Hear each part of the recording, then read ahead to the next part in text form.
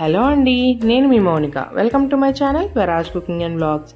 ఈరోజు మనం బ్రెడ్తో ఎంతో టేస్టీ అండ్ ఎమ్మీ స్వీట్ రెసిపీని ఎలా చేయాలో చూద్దాము.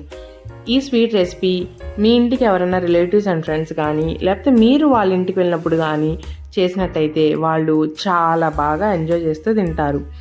కాబట్టి మీరు అందరూ కూడా ఈ రెసిపీని ట్రై చేయండి.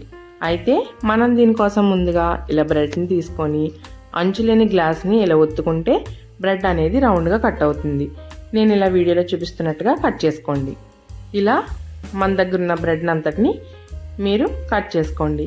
ఇదేమీ కంపల్సరీ కాదండి, షేప్ బాగుండటం కోసం నేను అలా కట్ చేసుకున్నాను. మీరు కావాలంటే బ్రెడ్ని బ్రెడ్లా కూడా యూస్ చేసుకోవచ్చు. ఇప్పుడు ఇలా కట్ చేసుకున్న రౌండ్స్ని మధ్యలో సకానికి కట్ చేసుకుంటున్నాను. ఇలా మిగిలిన బ్రెడ్స్ అన్నిటినీ కూడా మీరు కట్ చేసేసుకోండి. కట్ చేసి పక్కన పెట్టుకున్న తర్వాత మనం స్టవ్ వెలిగించి పాన్ పెట్టి ఆయిల్ బాగా వేడెక్కనివ్వండి. ఇలా వేడెక్కిన ఆయిల్లో మనం ముందుగా కట్ చేసుకున్న బ్రెడ్ పీసెస్ని అయితే వేసుకొని చక్కగా నిదానంగా అటు ఇటుగా తిప్పుకుంటూ లేత బంగారు వర్ణం వచ్చే వరకు కూడా మీరు వేయించుకోండి. ఇలా లేత బంగారు వర్ణం వచ్చిన తర్వాత మనం వీటిని అయితే తీసేసుకొని ప్లేట్లో పెట్టేసుకుందాం. ఇలా మిగిలిన బ్రెడ్ పీసెస్ని కూడా వేయించేసుకోండి. తర్వాత ఇంకో పాన్లో 1 కప్పు పంచదార, అదే కప్పుతో వాటర్ని కూడా వేసుకోండి. వేసుకొని మనకి పంచదార కరిగి పాకం జిగురు వచ్చే వరకు పాకం రానివ్వాలి.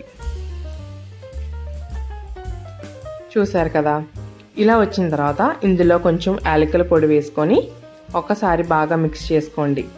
చేసుకున్న తర్వాత స్టవ్ ఆఫ్ చేసి మనం ముందుగా వేయించుకున్న బ్రెడ్ ముక్కల్ని వేసి పాకం బాగా పట్టనివ్వాలి. ఒక 2 నిమిషాలు ఉంటే పాకం పీల్చుకుంటుంది. తర్వాత రెండో వైపుకి కూడా తిప్పుకొని పాకం బాగా పీల్చనివ్వండి. ఇలాగా 2 వైపులా పాకం బ్రెడ్ ముక్కలు పీల్చిన తర్వాత తీసి ప్లేట్లో పెట్టేసుకోండి. తర్వాత ఒక గిన్నెలో 1 కప్పు పాలపిండి అలాగే 1 కప్పు పాలు వేసుకొని బాగా కలుపుకోండి ఉండలు లేకుండా. ఇలా ఫోర్క్ సహాయంతో కనుక కలుపుకున్నట్టయితే మీరు ఫాస్ట్గా కలుపుకోవచ్చు, ఉండలు లేకుండా కలుపుకోవచ్చు. సో ఇలా కలుపుకున్న మిశ్రమాన్ని మనం ముందుగా పాకం పెట్టుకున్న పాన్ ఉంది కదండి, అందులోనే వేసేసుకొని మీడియం ఫ్లేమ్లో పెట్టి నిదానంగా కలుపుకుంటూ ఉడికించుకోండి కోవా అయ్యేంత వరకు. నేను ఇలా వీడియోలో చూపిస్తున్నట్టుగా బాగా కలుపుకుంటూ ఉండండి, లేదంటే అడుగంటేస్తుంది. కలుపుతూ తిప్పుకోండి. మీకు ఇది ఒక 10 నిమిషాల్లో వచ్చేస్తుంది. ఈ కన్సిస్టెన్సీ ఉన్నప్పుడు కట్టేసుకొని చల్లారనిస్తే ఇప్పుడు నేను చూపిస్తున్నట్టుగా కొంచెం టైట్ అవుతుంది.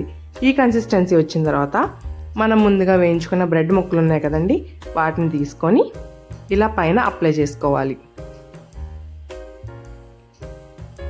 ఇలా బాగా అప్లై చేసుకొని అన్ని వైపులకి నీట్గా అప్లై చేసుకొని పైన ఇంకొక బ్రెడ్ పెట్టి ప్రెస్ చేయండి.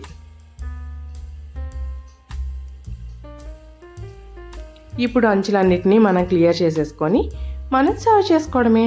చూసారు కదా, ఎలా అనిపించింది ఈ రెసిపీ? మీరు కూడా ట్రై చేసి మీకు ఎలా కుదిరిందో కామెంట్ చేయడం మాత్రం మర్చిపోకండి. అండ్ అలాగే ఇలాంటి మరెన్నో వీడియోస్ కోసం మన ఛానల్ని సబ్స్క్రైబ్ చేయండి. అలాగే ఆల్ నోటిఫికేషన్ని ఆన్ చేయండి. అప్పుడే మనం చేసే ప్రతి వీడియో మీ వరకు ముందుగా నోటిఫికేషన్ వస్తుంది. అండ్ అలాగే మీ ఫ్రెండ్స్ అండ్ ఫ్యామిలీతో మన వీడియోస్ని షేర్ చేయండి. ఒక్క లైక్ కూడా ఇచ్చేసేయండి. Thank you.